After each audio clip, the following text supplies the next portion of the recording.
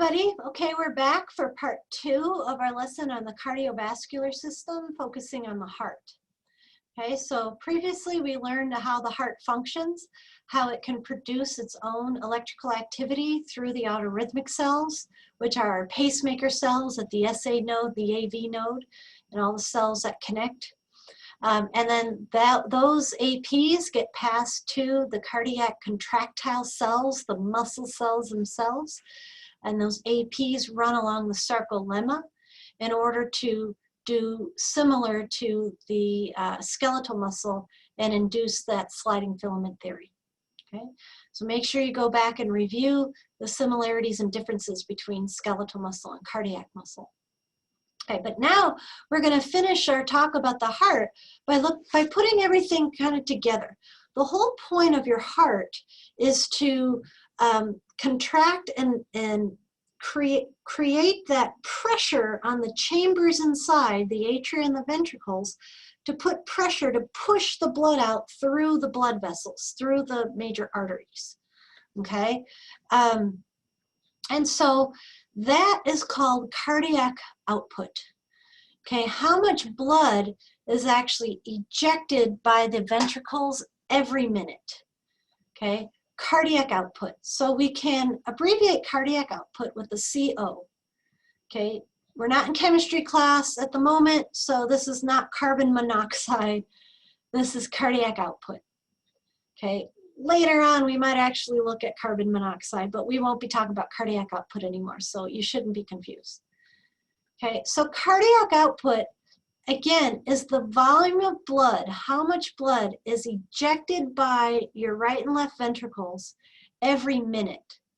So to determine that, we need to figure out what is your heart rate each minute, right? How many beats per minute, and multiply that by stroke volume.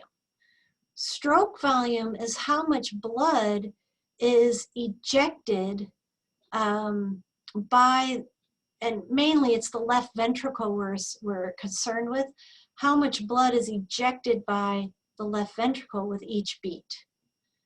Okay, so cardiac output, we can figure that out, how much blood ejected by each ventricle each minute. We figure that out with how many times our heart is beating per minute times the stroke volume. And that means how much blood is being ejected with each beat. Okay. Before I go on, I'm going to open a different window, and so I'll pause just for a minute while I do that.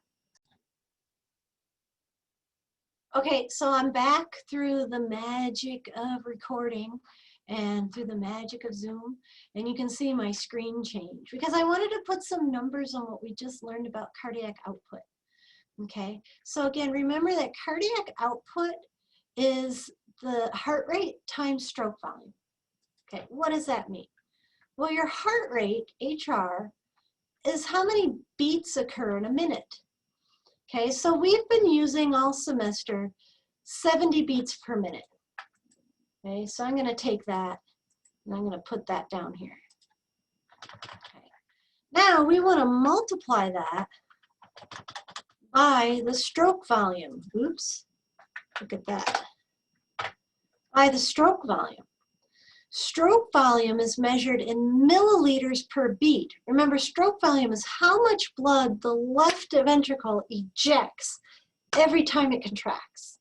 So that contraction is a heartbeat. Okay, so it's how much volume, milliliters, we're going to measure it in milliliters, gets ejected every time that heart contracts per beat. And on average, you take an average person, it's usually an average man, that's about 70 millimeters per beat. Okay, it's a little bit different in different size people. It's not greatly different, so this is okay to use. I'm not usually one to go, hey, let's use the white male as the average, because that's the truth. That's a problem in medicine. I don't want to, I'm not getting down on white males at all, because we need to understand how their bodies work in order to help with medicine. But over the years in studying medicine, they've been kind of the standard. And so we do know that there's differences in women's bodies, and there's some differences in people from different ethnicity groups. So now we're starting to see more and more information coming out with different groups. So, but again, this is pretty close to standard no matter who you are, where you come from, as far as I understand it, okay? But you can add any number in here, okay? You can change these numbers and come up with different cardiac outputs. And in fact, I encourage you to try doing that. I might give you different numbers on a test to figure out cardiac output. This, though, is pretty nice because it makes it pretty easy math. So look what happens when we multiply these two together. 70 times 70 is, do the math, 4,900. But we have to continue our units, okay? But remember, so this is in the denominator. Here, the beats. We'll do that. And here, the beats are in the beats are in the numerator over here, and the beats are in the denominator over here. That means we can cross those out. Right, so those get crossed out, and we don't have to carry those over here. So what we're left with is milliliters on the top, right? Milliliters per minute. Okay, so every time your heart contract, or your, I'm sorry, let me rephrase that. For your cardiac output, every minute, your heart is pushing 4,900 milliliters per minute around your body. Okay, that's a big number. We don't like big numbers all the time in science. So we're working with the metric system here, which is wonderful because it's based on tens.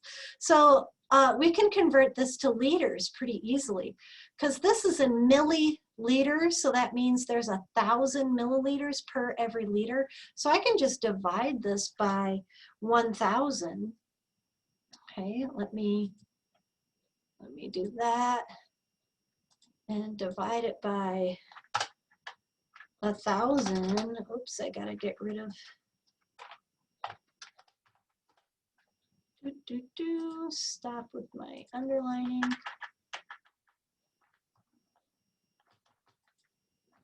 There we go. So I'm going to show that here, divided by 1,000 mil per liter. So what that's going to do when I divide this, my liters is going to go on top, and I'm going to cross out my milliliters, right? So what I get is 4.9 liters per minute, right? Again, these cross out, and if it's 1 over L, that means that's L goes to the top. Okay, so it's 4.9 liters per minute, and let's just make life easy for us. We'll round that up to 5 liters. 5 liters, liters per minute. And it just so happens that in our bodies, we have about 5 liters of blood. Okay, we have, for women, it might be down as much as 4.5 liters. But it can actually move up to as much as 5.5 liters for really large men. So at any one time, the amount of blood we have in our bodies, there's a range between 4.5 liters and 5.5 liters. Okay, even women who are larger than men tend to have less blood because our muscles aren't as bulky. So the amount of blood also supplies the amount of muscle we have. So again, even a larger woman compared to a smaller man probably has a little bit less blood because the muscles aren't quite as bulky. That all goes out the door when, you know, comparing a woman who really works out as a bodybuilder or something compared to a guy who doesn't work out. Of course, there's always differences there, but again, I just want you to realize that at rest, we are normally, our cardiac output, how much blood our heart is pumping around our body every minute, is all the blood you have in your body. It's pumping that around every minute. That's pretty interesting. Okay, so that's cardiac output. You can manipulate your cardiac output though. Even though we only have a certain amount of blood in our body, we can pump it faster, which means we would be pumping more liters through our body at any one time, okay? Again, it's by time. It's not the absolute amount, it's about how much is flowing through in a given amount of time, okay? And how do you do that? Well, you increase your heart rate. So if I increase these beats, okay, maybe to 100 beats per minute, then you can see 100 times 70, that's 7,000. So that's 7 liters per minute. So again, you didn't create more blood, you're just pumping it faster. So now that 7 liters is coursing around your body every minute instead of 5 liters, okay? I'll put that back so this makes sense. You can change the stroke volume. How does that happen? So at any one time, your ventricles are only contracting they're only pushing out about 60% of the volume, okay? And that has to do with the force of contraction. Well, if we can increase that force of contraction, and we can, then we can push more blood out. So we could actually increase stroke volume. And you can see if we increase that to 100 milliliters per beats, then we would get about 7 liters again. So by manipulating, changing your heart rate, changing the stroke volume, or both, you can really increase the cardiac output. Some of the top athletes, like real top elite athletes, they're known to get their cardiac output up to 35 liters a minute. That's a lot of blood coursing around, right? And again, they're doing that in order to get fresh blood going to those skeletal muscles. Okay, so that is all captured here. I can screen share again. There we go. Let me get my laser back. Okay, so that's all captured here. This is how we can manipulate cardiac output. So we mentioned that you can increase your heart rate. Well, how do we increase our heart rate? Our sympathetic division gets involved in that. Remember, heart rate, the heart can set its rhythm on its own, but we can speed it up with our peripheral nervous system. The sympathetic activity can come in, okay? We usually slow it down. That's 70 beats per minute. Remember, that's slower than what the SA node would normally stimulate. That's parasympathetic activity. So we can decrease cardiac output by lowering heart rate, okay? What affects stroke volume? Well, our sympathetic nerves can also affect stroke volume, right? These are extrinsic controls, remember. So the nerves now are increasing, they're stimulating the cardiac muscle cells to increase the force of contraction, okay? In intrinsic control, what happens is when you get more and more blood pumping through the system, more blood will end up filling your ventricles, okay? So the ventricles have space that at the next heartbeat can actually fill up more. Again, if we started to increase our output because we increased heart rate, that means more blood is coming through and more blood now can actually fill up the ventricle. If it does, it stretches it more. That causes the next contraction to be more forceful, okay? That's called end diastolic volume. The amount of blood that fills up at the end of diastole. Remember, diastole is when your heart is at rest. At the end of diastole, or your ventricles are at rest. That's the fullest that your ventricle will get just before it contracts. So that's the end diastolic volume. How much is in there just before it contracts? And if it's more, that causes your heart to contract even harder, the harder force of contraction. Not faster, but a harder force of contraction. And then you eject more out. You get more than 60% out. Okay? And that requires, like I said, more venous return. That's an intrinsic control. Okay? The cells aren't being stimulated to have more blood come in. I don't know how that would work, but just the fact that more blood is coming in, you're stretching the sarcomeres and you're going to get a stronger force of contraction. So I'm going to explain that in more detail in just a moment. But let's just kind of go over these vocabulary words, okay? Because you got to keep up with the vocabulary words in order to understand this. Okay, and I'm pretty sure, I think I put a video on Canvas to help you understand this as well. Okay, so we just mentioned end diastolic volume. Again, that's the volume of blood in the ventricles at the end of diastole. So that's when the ventricles are in diastole, okay, right at the end, just before they're going to contract. There's an amount of blood filled in those ventricles. Okay, it's like filled in a sack. Think of it that way. Okay, then it contracts. That's stroke volume. Stroke volume is how much blood it ejects. Okay, then just before systole ends and before it's going to relax and allow the blood to fill in, there's an amount of blood left in the ventricles. Your ventricles never eject all the blood out of it. So that amount that's left just before it goes back into relaxation, back into diastole, that's the end systolic volume. End systolic volume. Okay, and again, you leave about a third there. About a third. I mentioned 66%, somewhere in there is what you eject. That's your ejection fraction. What's left is your end systolic volume, ESV.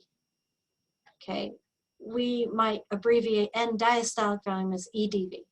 Make sure you really understand these terms, because otherwise it makes talking about this stuff really confusing and understanding it really confusing.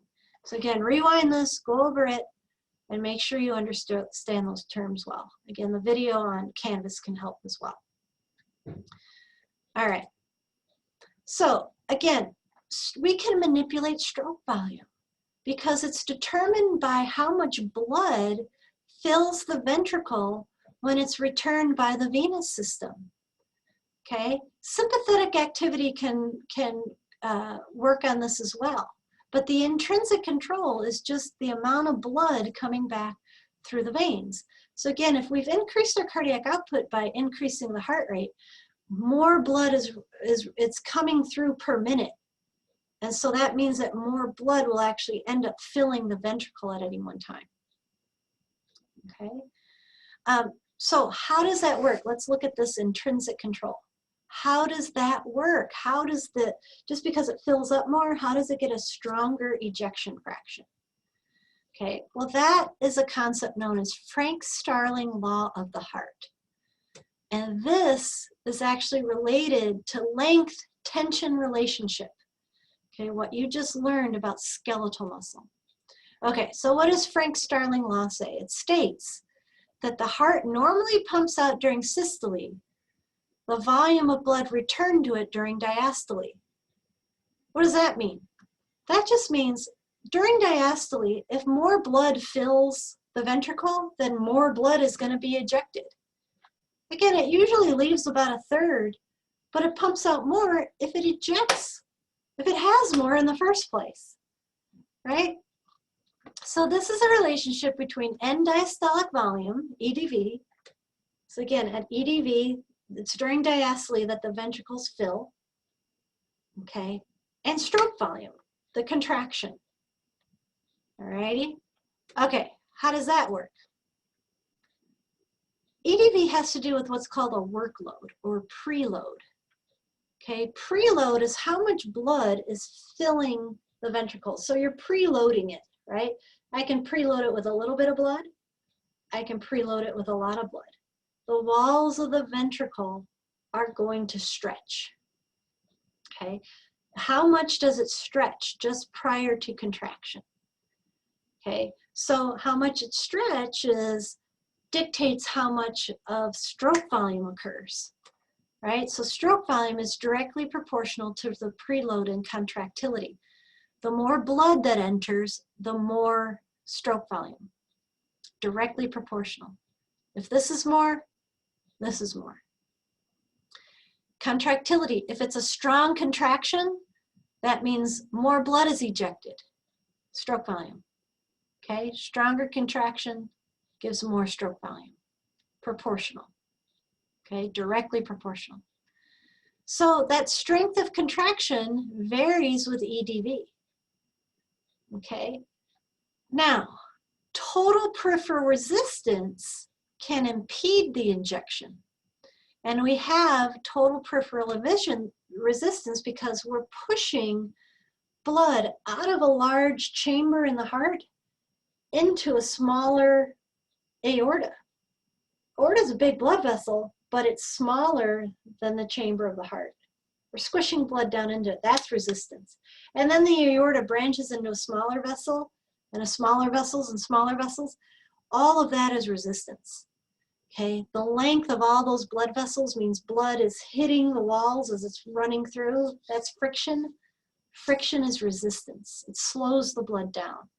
It's like a force to push back against the heart. Okay, so afterload can impede. All righty. All right, and I'm gonna have this make more sense again. So again, the amount that is actually ejected is called the ejection fraction. I've already been using that term.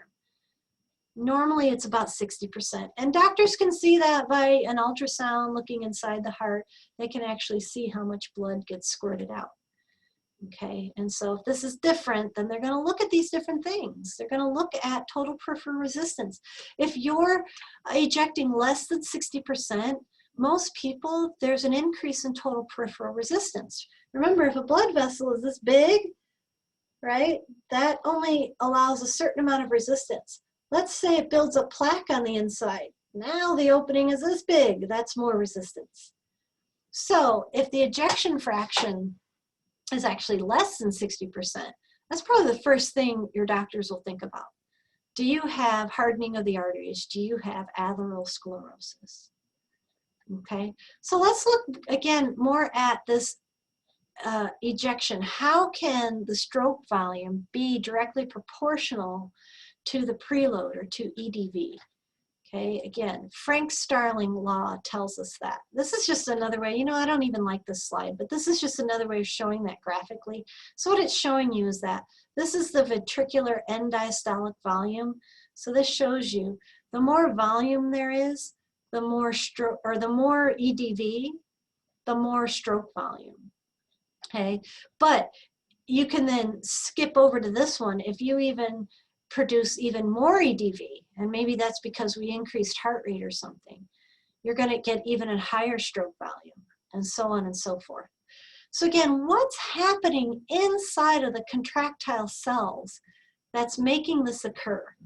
Why, when ventricles fill up more, do they eject more? Okay, you already know the answer. It is length-tension relationship. Okay, this should look familiar to you.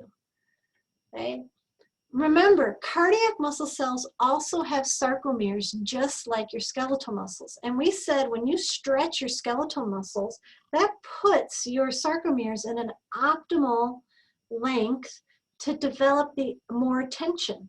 When you get a stronger contraction, you're getting an optimal amount of overlap between actin and myosin, so that you're able then to develop more tension and you get a stronger contraction. We said that was true of skeletal muscle. It's also true of your heart. At rest, your heart, what's stretching the heart muscle is the filling up of the blood, right? Filling up the ventricle is putting pressure on the tissues in your heart, and they're stretching. So at rest, it actually doesn't stretch very much, and you're down here, like at this 2 micrometer, okay? And you can see A and B, that you don't develop much tension. Well, if you don't develop much tension, you don't put as much pressure on the blood that's in there, and you don't eject much out. Okay, but now you fill in more, higher EDV, higher end diastolic volume. That means you're stretching the tissues more. At each individual cardiac cell, the sarcomeres are stretching more, and it's putting them at more of an optimal amount of overlap. And when you really fill up the ventricle, we never get to a point like in skeletal muscle where you can inhibit overlap, right? It never stretches that far. But the way your heart cells are constructed, that when you fill the highest amount of blood that can go in there, you're at the most optimal length in your sarcomere, the most optimal amount of overlap Okay, so that this produces a much more tension, which is a stronger contraction, which is more stroke volume. All right, again, rewind this. If you didn't do well on this in skeletal muscle, it's coming back to haunt you in cardiac muscle. You've really got to understand this because it is an important part of understanding cardiac output.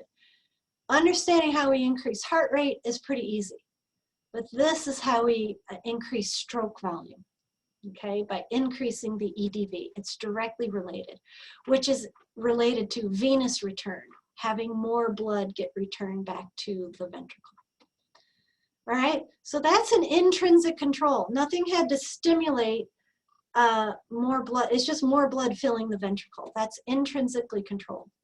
But we can also control cardiac output by extrinsic means, by our parasympathetic and sympathetic nodes, or nerves, sorry. They can influence the SA node.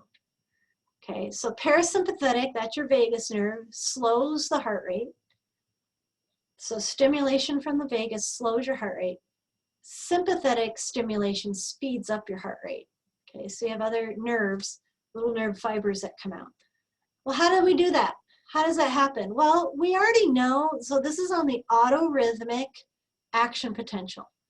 We already know how that works. We saw that on the previous video, right? That's this. If you need to review that, please do. Okay, so remember, sodium ion channels are opening here.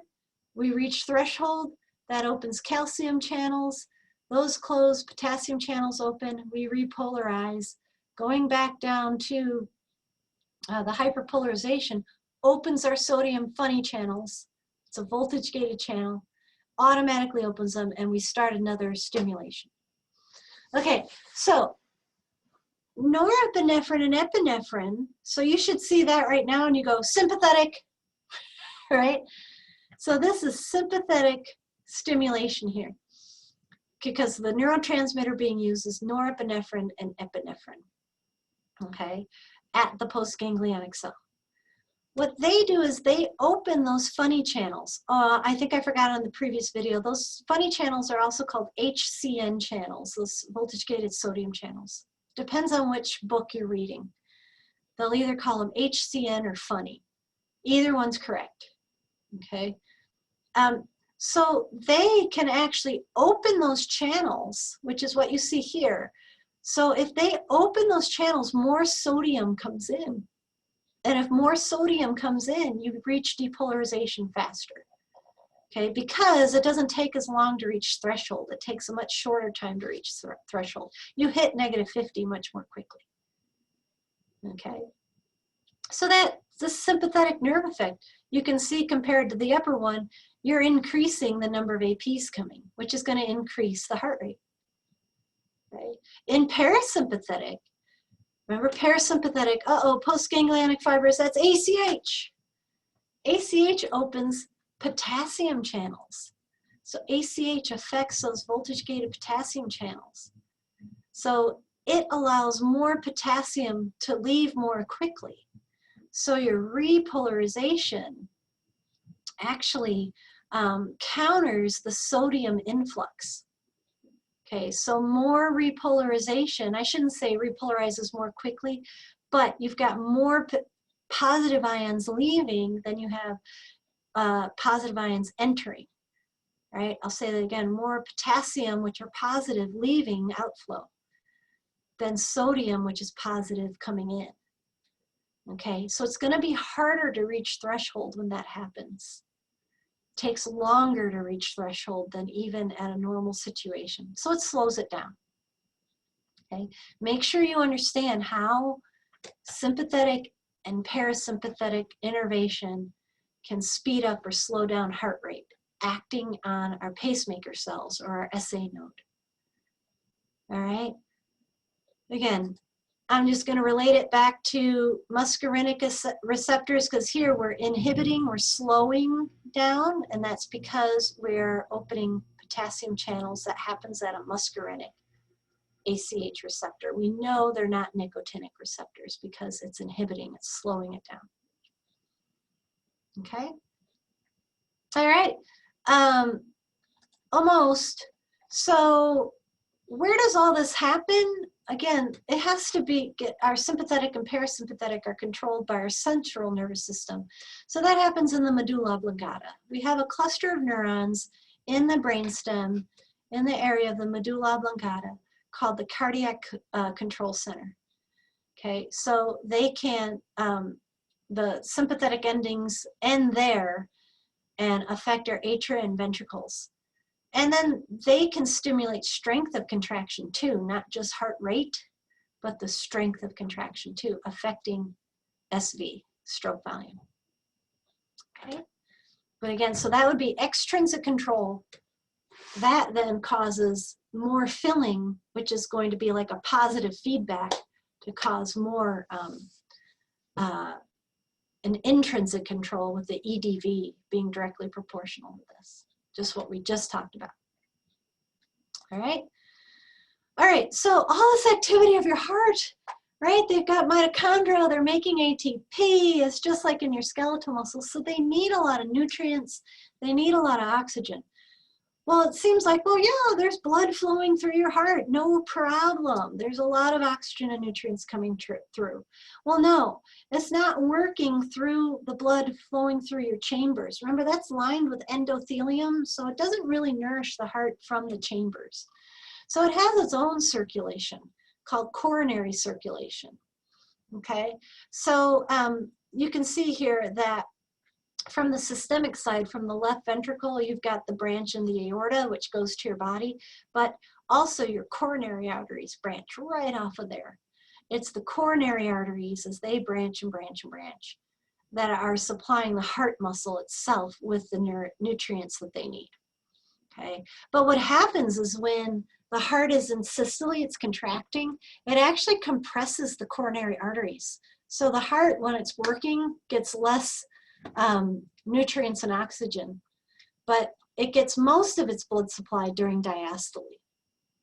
Okay, so when the heart relaxes, that takes the compression off of the coronary blood vessels, and so it gets all the nutrients and blood and oxygen it needs during that diastole. So it keeps pace, it keeps up. But again, you can have problems with coronary circulation, right? Coronary artery disease. Something happens with the walls of the arteries that will diminish blood flow. And there can be different things that happen. This is the most common, or the leading cause of death in the United States, is coronary artery disease. And it's preventable. It's something that you can monitor your whole life to prevent anything like that from happening, right? So we talked about in lab, taking your blood pressure every day or every other day or every week can kind of give you insight into, uh-oh, something might be going wrong. So if you chronically have high blood pressure, or you see a drastic change and you can't explain it by exercise or something, then you might want to get into the doctor and have them look at it. So I said there's changes in cardiac walls. You can have a vascular spasm. So remember that blood vessels are surrounded by smooth muscle, and sometimes there's a spasm in that smooth muscle, and it blocks them off, right? And so you're not getting enough blood supply there. Most commonly is atherosclerotic plaques. So again, that's what's drawn here. The inner lining fills up with lipids. And we'll talk more about that when we do the blood vessels in the next lecture, right? So that fills up with lipids, narrowing the passage of blood through that artery, okay? That increases total peripheral resistance. So you're increasing resistance. If that is chronic, it goes on for a long period of time, that affects your heart and how your heart behaves. Okay, not only just it's not getting the nourishment that it needs. Thromboembolism, this is when there is a clot in another area of your arteries, usually a vein in the legs, because we sit a lot. I'm sitting a lot. It's pandemic, we have to get up and move. Okay, blood can clot, especially down in the legs, and that clot can form and then get moved throughout your blood, your cardiovascular system. And if it gets into the smaller arteries around your heart, then that can cause a blockage, causing a heart attack. That can continue up to the blood vessels in your brain, causing a blockage, and then that's a stroke. Okay. So this is coronary artery disease, unfortunately very common in this country, but preventable. All right, okay, that's it everybody. Hope you have fun learning about the heart.